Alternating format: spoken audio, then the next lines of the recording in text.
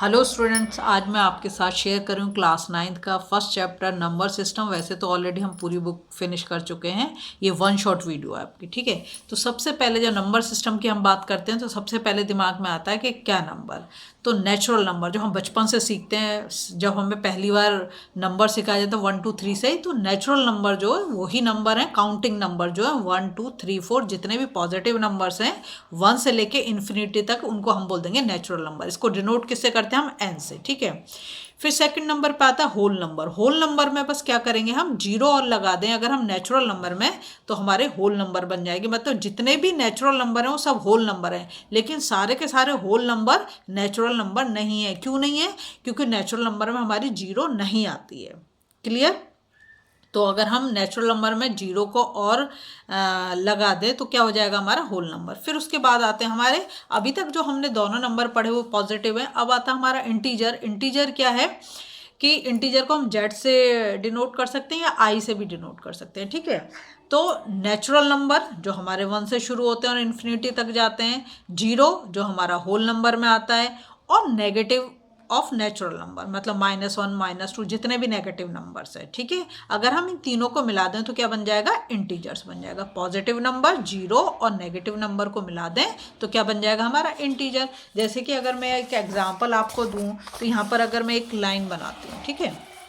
देखो ये लाइन बनाई मैंने यहाँ पर, और ये जीरो। तो इस साइड पे जाएंगे हम, राइट हैंड साइड पे जाएंगे तो हमारे क्या आएंगे? पॉजिटिव नंबर आएंगे, ठीक है। और जो इन्फिनिटी तक जाएगा, और इधर जाएंगे लेफ्ट हैंड साइड पे जाएंगे तो क्या आएंगे? हमारे नेगेटिव नंबर। जो बिगेस्ट बोलो या लार्जेस्ट नेगेटिव इंटीजर होता है वो तो है माइनस, ठीक है। ये भी ध्यान रखना क्योंकि जो तुम्हारे एमसीक्यू आते हैं उसमें बहुत पूछा जाता है ये क्वेश्चन, ठीक है। अब देखो यहाँ पर जीरो जो है, जीरो को हम मानते हैं ना तो वो पॉजिटिव है ना वो नेगेटिव है, लेकिन वो एक इंटीजर है, ठीक है। इतनी चीज़ क्लियर हो गई। अब हम जाते हैं रैशनल नंबर पे। तो रैशनल नंबर को हम रिप्रेजेंट करते हैं क्यू से। किससे करेंगे? क्यू से रिप्रेजेंट करेंगे। और इसको जो हम रैशनल नंबर जो है हमारा, इसे हमेशा हम P अपॉन क्यू की फॉर्म में लिखते हैं। किसमें? P और Q क्या है? दोनों इंटीजर हैं, पर Q कभी भी जीरो नहीं होगा, क्योंकि हमें पता है अगर मैं 5 अपॉन जीरो करूँ तो आंसर क्या आएगा? नॉट डिफाइंड आएगा। नॉट डिफाइंड आएगा ना, तो इसलिए जीरो नहीं होना चाहिए क्यू कभी भी P अपॉन क्यू की। अब तुम कहोगे क्या, बताओ 4 एक रैशनल नंबर है? मैं बोलूँगी हाँ, क्योंकि हम 4 के नीचे अगर 1 लगा देते हैं तो बन गया, ठीक है। P अपॉन क्यू की फॉर्म में बन गया, तो ये क्या हो गया? हमारा एक रैशनल नंबर हो गया। रैशनल नंबर क्लियर हो गए, ठीक है। अब हम जाते हैं इर्रेशनल नंबर्स पे। इर्रेशनल नंबर क्या होते हैं? जो P अपॉन क्यू की फॉर्म में नहीं लिखे जा सकते। क्या बोला मैंने? P अपॉन क्यू की फॉर्म में नहीं लिखा जा सकता। जैसे हमारे रूट वाले कुछ नंबर्स हैं। रूट वाले कैसे? जैसे मैं √2 लिखूं, या √3 लिखूं, या √5 लिखूं, या पाई लिखूं, या मैं नंबर को ऐसे लिखता हूँ 1 0 1 0 0 1 0 0 0 1 0 0 0। आपको एक पैटर्न दिखाई दे रहा है इसमें। आप देखो 1 के बाद एक जीरो, 1 के बाद 2 जीरो, 1 के बाद 3 जीरो, 1 के बाद 4, ये चलता जाएगा इन्फिनिटी तक, ये नंबर चलता जाएगा। तो आप ऐसे पहचान सकते हो कि रूट की फॉर्म में, जो अभी रूट की फॉर्म में भी ये ध्यान रखना है आपको, √2 √3 √5 ये प्राइम नंबर्स हैं, है ना। और पाई भी हमारा क्या है? एक इर्रेशनल नंबर है। अगर आपसे पूछा जाए कि बताओ, तुम कह रहे हो कि रूट वाले जो इर्रेशनल नंबर, क्या √4 एक इर्रेशनल नंबर? नहीं है। क्यों नहीं है? कि √4 एक, देखो ऐसे लिख सकते हैं 2 × 2, और क्या करेंगे जब इसका हम स्क्वायर हटाएंगे, ये हो गया 2 स्क्वायर, है ना। स्क्वायर हटाएंगे तो रूट का साइन हट जाएगा और क्या आ जाएगा हमारा आंसर? 2। तो ये क्या है? ये एक इरेशनल नंबर नहीं है। ये भी हमें ध्यान रखना चाहिए कि वो कैसा होना चाहिए? कंप्लीट स्क्वायर नहीं होना चाहिए नंबर। इस चीज़ को हम ध्यान रखेंगे जब हम इरेशनल नंबर की बात करेंगे। अब आता है रियल नंबर। रियल नंबर वो नंबर हैं जिसके अंदर रैशनल नंबर्स भी आते हैं, इरेशनल नंबर भी आते हैं, ठीक है। तो उनको हम क्या बोल देते हैं? Real number. रियल नंबर या तो रैशनल नंबर होगा या तो इरेशनल नंबर होगा। इतनी चीज़ आपको क्लियर होगी। अब मैं थोड़ा सा माइंड मैप आपको दिखा दूं तो आपको बहुत सारी चीज़ें क्लियर हो जाएगी। पहले वो बहुत बताना ज़रूरी था। जैसे यहाँ रियल नंबर है, क्या नंबर सिस्टम में क्या देखा? Real number, the collection of rational and irrational numbers together form the collection of a real number. जैसे मैंने अभी आपको बताया, रैशनल नंबर किस फॉर्म में लिखेंगे? P अपॉन क्यू की फॉर्म में लिखेंगे, और इरेशनल नंबर को हम P अपॉन क्यू की फॉर्म में नहीं लिख सकते, ठीक है। ये चीज़ क्लियर है। और रेशनल नंबर के अभी मैंने आपको 3 एग्जाम्पल दिए। अब रेशनल नंबर मैं ऑलरेडी आपको डिस्कस कर सकती हूँ, P/Q की फॉर्म में आएगा और Q कभी भी 0 नहीं हो सकता है। Irrational number numbers which can not be written in the form of P/Q where P and Q are integers and Q is not equal to 0। ठीक है, अब इसके आगे हम चलते हैं। जो हमसे चीज़ें मतलब एग्जाम में जो क्वेश्चन पूछे जाते हैं, जैसे करें टर्मिनेटिंग डेसिमल, कैसे पता करोगे कि टर्मिनेटिंग डेसिमल है कि नहीं? सिंपली आपको क्या करना है, डिवाइड करना है। तो आप 8 से 5 को डिवाइड कर रहे हो, क्या 8 से हम 5 को डिवाइड कर सकते हैं? नहीं कर सकते। तो हम यहाँ पे क्या लगा देंगे, पॉइंट लगा देंगे। पॉइंट लगाते तो यहाँ पे क्या हो गया, 0 हो गया। ठीक है,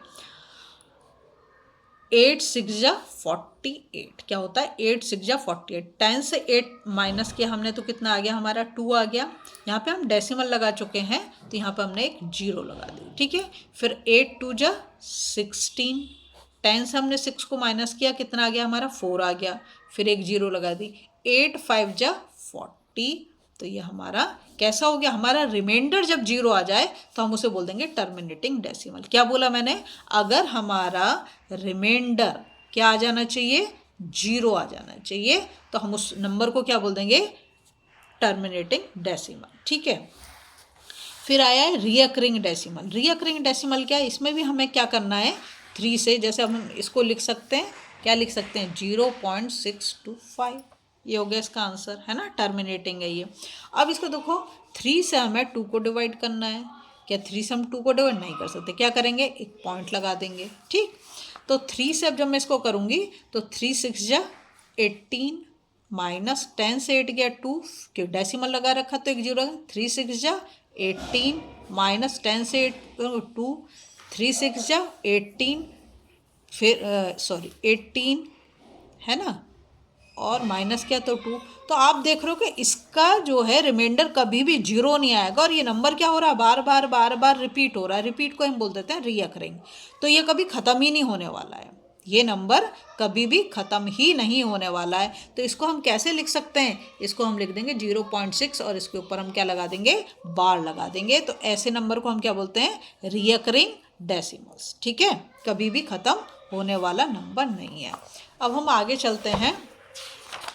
तो जैसे तुम्हारा ये आता है, रेशनलाइज द डिनोमिनेटर। ठीक है, हाँ पहले हम इसको करें, express 1.73 in the form of a rational number. ये क्वेश्चन बहुत पूछा जाता है, वेरी इंपॉर्टेंट क्वेश्चन है, मतलब एग्जाम में ऐसे क्वेश्चन जरूरी पूछा जाता है। क्या बोल रहा है, एक्सप्रेस 1.73 के ऊपर हमें क्या दिखाई दे रहा है, बार दिखाई दे रहा है। तो हम लिख देंगे लेट, इसको हम एक्स कर देंगे 1.73 बार।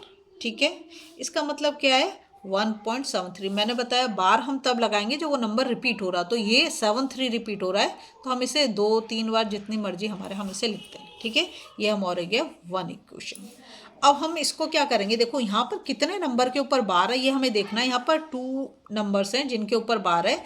अगर 1 के ऊपर, सिर्फ 7 के ऊपर होता तो मैं इसको 10 से मल्टीप्लाई करती दोनों साइड, क्योंकि इन दोनों नंबर के ऊपर बार है तो मैं इसे 100 से मल्टीप्लाई करूंगी। अगर यहाँ पर 3 नंबर होते, 3 नंबर के ऊपर बार होता तो मैं इसे 1000 से मल्टीप्लाई करती। तो आप मल्टीप्लाई किससे करोगे, ये डिपेंड करेगा कि कितने नंबर के ऊपर बार लगा हुआ है, पहली चीज़ ये क्लियर करो।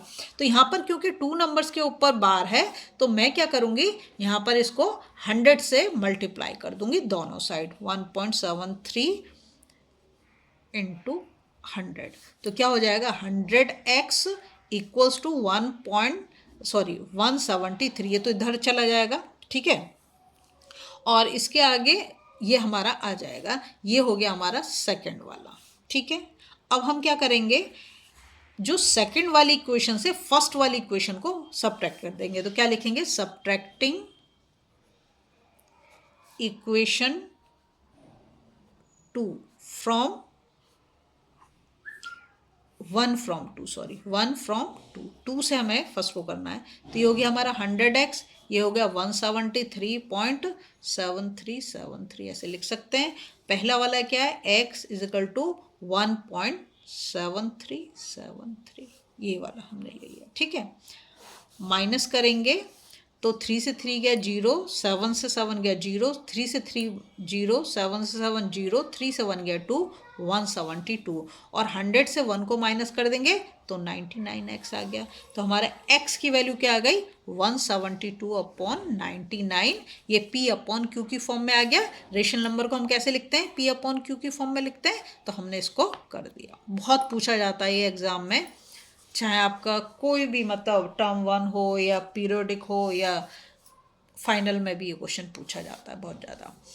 सेकंड क्वेश्चन जो इसमें पूछा जाता है, find 4 rational number between 3/5 and 2/, मतलब पूछा जाएगा, वो जरूरी नहीं है 4 पूछे आपसे, 5 पूछ सकता है, 100 पूछ सकता है, 10 पूछ सकता है, 2 पूछ सकता है, 1 पूछ सकता है, कुछ भी पूछ सकता है, पूछेगा जरूर। लेकिन क्वेश्चन क्या होगा आपका, क्वेश्चन होगा कि find rational number between 2 number.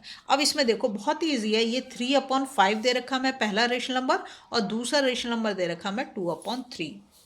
सबसे पहले तो हम क्या करेंगे, इसको आपस में मल्टीप्लाई करेंगे। दोनों के डिनोमिनेटर जो हो किसी एक टेबल में नहीं आता, तो 3 से पहले मैं इसको मल्टीप्लाई कर दूंगी, ऊपर नीचे दोनों, न्यूमरेटर को भी और डिनोमिनेटर को। ठीक है, पहला काम ये।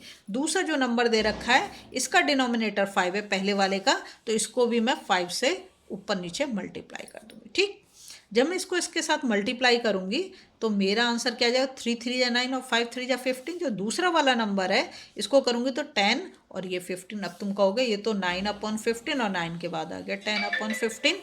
तो हमें तो कितने निकालने हैं, 4। ये भी ध्यान रखोगे जितना वो बोल रहा है उसमें +1 कर देना। ये जो हमें दे रखा है ना 4, ये हमारा मान लो n है, तो n+1 करना है। n हमारा कितना, 4, 4 + 1 कितना हो गया, 5। मतलब अब जो पहला नंबर है 9/15, इसको मैं मल्टीप्लाई करूंगी ऊपर नीचे 5 से। ठीक है, तो ये हो गया 9 5 जा 45 और 15 7 जा 75। ठीक, दूसरा जो हमारा नंबर है वो मतलब रेशनल नंबर है वो 10/15 है। इसको भी मैं क्या करूंगी, 5 से ही मल्टीप्लाई करूंगी, क्योंकि हमारा n+1 क्या आया, 5 आया, ऊपर नीचे 5 से करा तो 10 5 जा 50 और 15 7 जा 75। अब पहले नंबर को पहले लिख देते हैं 45/75। इसके बाद हम लिख देंगे 45 की क्या आता है, 46, 47, 48, 49 और 50। अब देखो ये तो हमारे वो ही नंबर हैं जो हमने निकाले थे। ये हमारा 45 पहला वाला नंबर था, ये वाला, और ये दूसरा हमारा 50। कितना बोला था उसने, 4 बोला था, जितना बोले उसका +1 कर देना है। देखो ये आ गए हमारे चारों रेशनल नंबर इन दोनों के बीच में। बहुत पूछा जाता है, वेरी इंपॉर्टेंट क्वेश्चन है। ठीक है, अब हम जाएंगे नेक्स्ट। ये टर्मिनेटिंग और रिकरिंग तो हमने कर दिया। रेशनलाइज द डिनोमिनेटर ऑफ, ये भी क्वेश्चन बहुत ज़्यादा पूछा जाता है, मतलब इस टाइप के रेशनलाइज करने के लिए बहुत क्वेश्चन आते हैं आपके।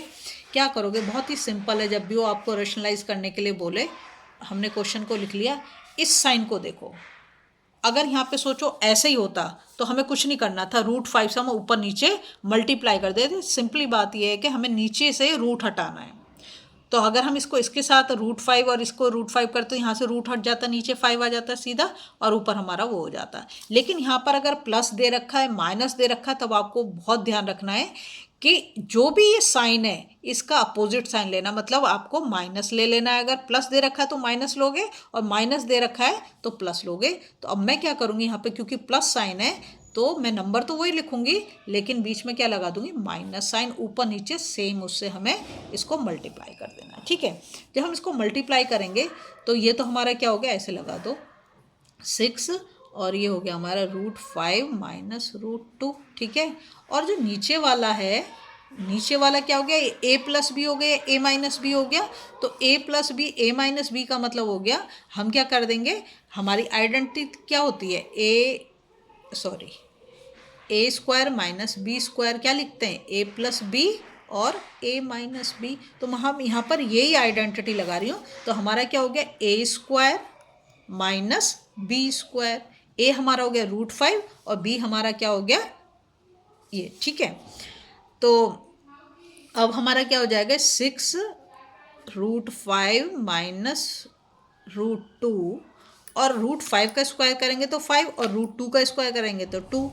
तो क्या हो गया, 6 × √5 - √2 अपॉन 5 से 2 गया 3, और 3 से हम इसको काट सकते हैं, 3 × 2 = 6, तो हमारा आंसर क्या गया 2√5। ठीक है, अब इसके बाद हम क्या करेंगे, देखो अभी बहुत सारी चीज़ें हैं जो आपको बतानी है। यहाँ दे रखा है decimal expansion of rational number. मैंने अभी आपको डेसिमल एक्सपेंशन बताया, रीअकरिंग और टर्मिनेटिंग। टर्मिनेटिंग में एक ही चीज़ याद रखोगे कि रिमाइंडर बिकम्स जीरो। रिमाइंडर अगर आपका जीरो आ गया तो टर्मिनेटिंग है। क्या बोला मैंने, अगर आपका रिमाइंडर जीरो आ जाता है, ये मैंने अभी करके दिखाया था आपको, रिमाइंडर अगर आपका जीरो आ रहा है तो टर्मिनेटिंग डेसिमल है, इसमें आपको बिल्कुल भी सोचने की ज़रूरत नहीं है। फिर दूसरा है नॉन टर्मिनेटिंग रिपीटिंग रीअकरिंग, जिसको हम बोल देते हैं। तो रिमाइंडर नेवर बिकम जीरो, ये मैंने आपको करके दिखाया। इसमें रिमाइंडर जीरो नहीं आ रहा, बार बार टू ही रिपीट हो रहा है, तो ऐसे को हम बोलेंगे रीअकरिंग डेसिमल। ठीक है, अब देखो तीसरी चीज़ ये याद रखोगे, let P upon Q is a rational number. ये मैंने आपको कई बार बताया। If Q is equal to 2 to the power n और 5 to the power m।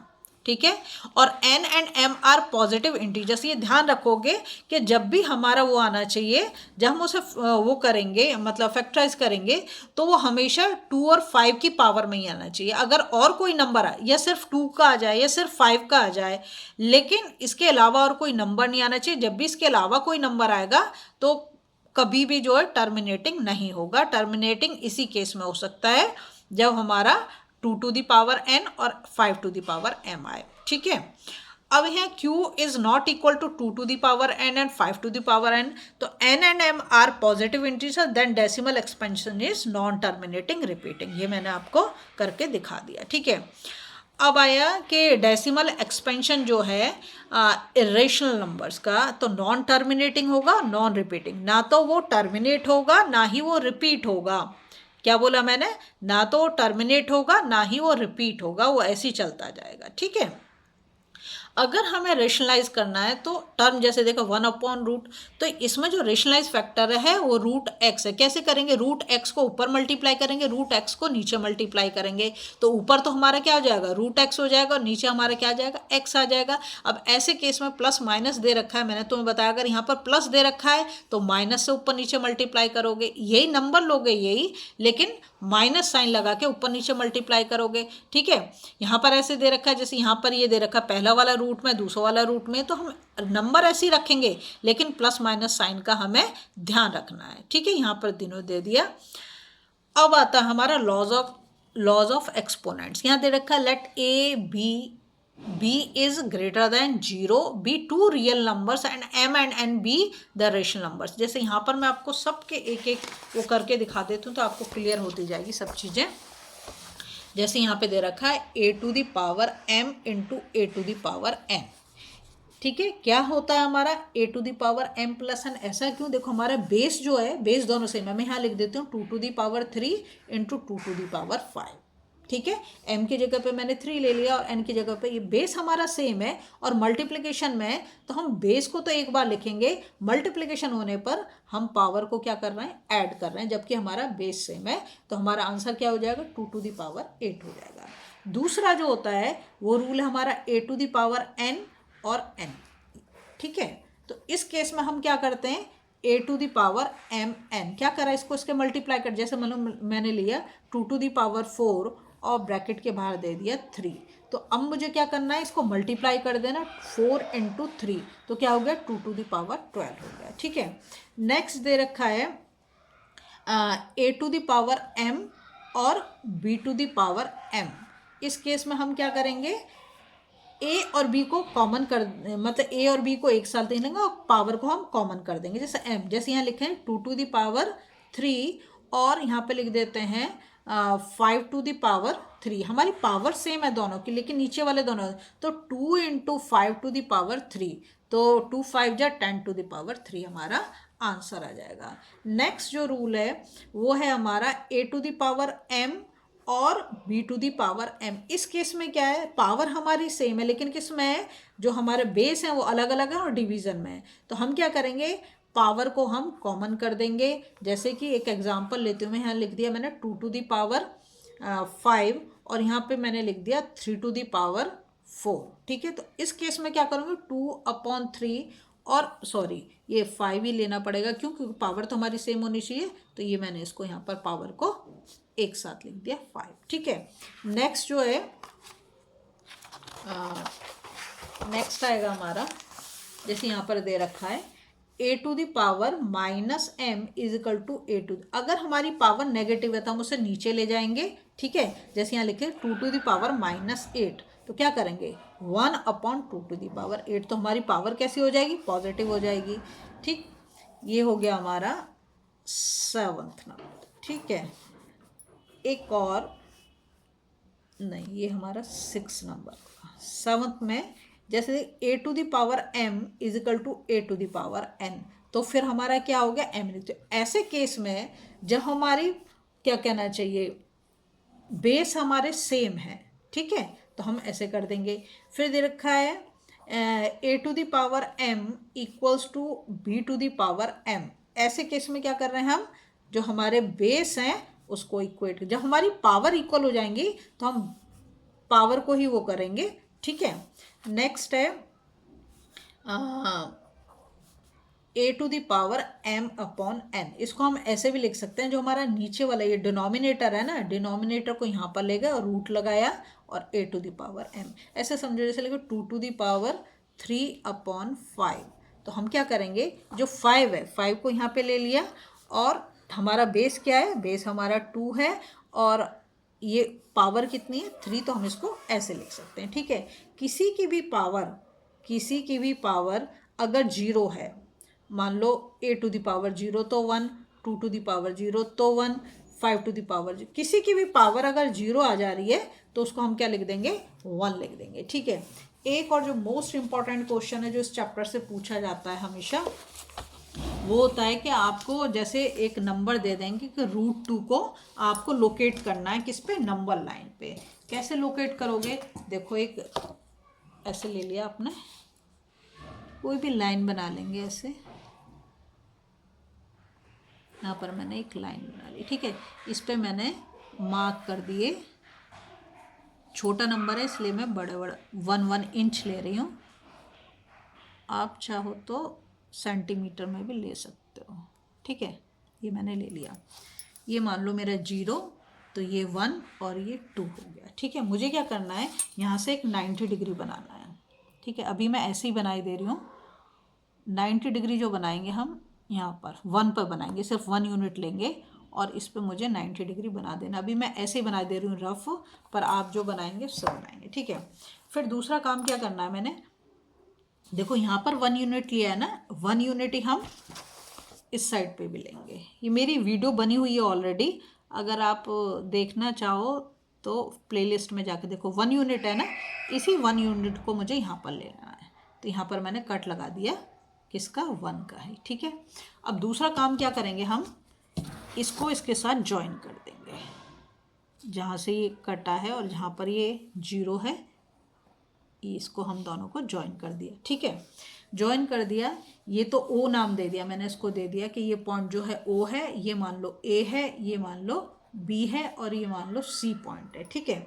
अब क्या करना है हमें, ये अब देखो ये भी 1 यूनिट है, ये कितना 1 यूनिट है, और ये भी कितना 1 यूनिट है।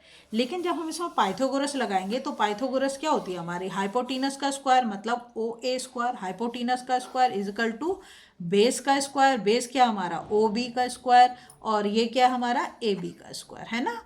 तो हमारा OB कितना है 1, तो 1 का स्क्वायर, और AB कितना है 1, 1 का स्क्वायर, 1 का स्क्वायर 1 होगा, 1 का स्क्वायर 1 होगा, और ये कितना आ जाएगा हमारा 2 आ जाएगा। लेकिन हमें OA स्क्वायर नहीं, हमें क्या चाहिए, हमें चाहिए OA।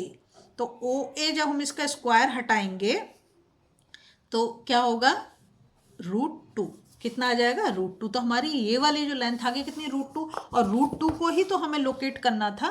तो अब हम इसको कैसे लोकेट करेंगे, देखो यहाँ से देख लेंगे, ये जो हमारा हाइपोटेनस की लेंथ है, जो हमारी हाइपोटेनस की लेंथ है, ऐसे लगाएंगे और यहाँ से हम एक आर्क ड्रॉ कर देंगे ऐसे।